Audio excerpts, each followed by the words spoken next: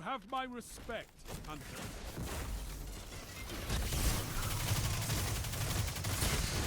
Double down. 3 opponents down. Fantastic work. In yesterday's stock loadout video, I talked about the last word snipe combination that is just really powerful and strong, whereas today I'm going to talk about the Revoker Riskrunner combo that is just more or less fun. Don't get me wrong, it is a powerful loadout, especially when you self-inflict arc damage to power up the Riskrunner, or if you happen to be playing against opponents who all have arc subclasses. Now, introducing the loadout we have going on today, in the kinetic slot we're using the Revoker High Impact Sniper Rifle. This is a pinnacle weapon obtained in the competitive playlist by reaching 2100 and doing a quest that involves a lot of tasks with sniper rifles. What's unique about this sniper rifle is it has a perk that makes it so that if you miss a shot, a second later, you get it back. Seriously. Now, in the energy slot, we have the Riskrunner Exotic Submachine Gun. You can obtain this by playing the main campaign. So if you already played through on your first character, all you have to do is just make another character and this time select Riskrunner. In the recent past, I've actually done a formal review on the Riskrunner, which you can find that video in the description of this one. But if you just don't want to watch it, I'll give you the highlights of Riskrunner, which is it has the perk called Arc Conductor. If you take any arc damage, it powers up the Riskrunner so it chains lightning to nearby opponents. What's cool about this perk is that you can actually proc it yourself by taking arc damage off your own grenade. When Arc Conductor is active, you actually take 50% less damage from arc sources. So, like I said at the beginning, if you're playing against a lot of arc subclasses, this is better than Recluse. Also, don't forget, Riskrunner has a catalyst that you can unlock by just playing strikes, and maybe, if you're lucky, it drops at the end. While this isn't strictly necessary, it definitely makes a difference because it is, at the end of the day, a submachine gun.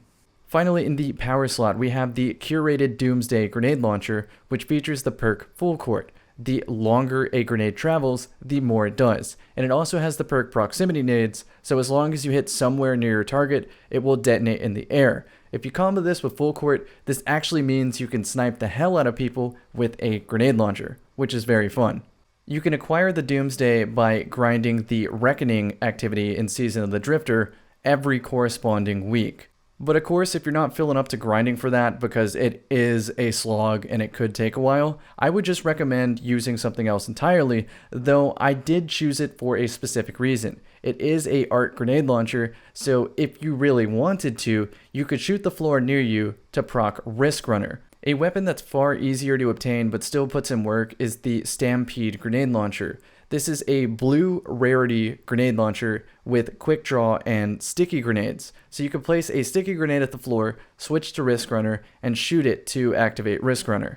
My favorite aspect of the blue Stampede grenade launcher is that if I look in the sky and fire the grenade, it'll actually land on the floor, whereas every other grenade launcher in the game has too much velocity and will actually just detonate, wasting the sticky grenade. So for instance, if you want to protect a flag or a cap point or something like that, and you need your sticky grenades to last more than 10 seconds, then what you do is you stand about 30 meters back, look in the sky, shoot the Stampede at the objective point, and just wait for the grenades to land. This will make it so that they're effectively active for 20 seconds instead of 10. I know that's kind of a fringe use for a grenade launcher that's not even featured in the video, but of course, I feel like that's why you guys click on these kind of videos to begin with, is just to learn interesting things about stock loadouts that anybody can experience. Like, anybody can go grind some year one content, get a Stampede, and go try exactly what I'm saying. You don't have to get lucky with a unique set of perks.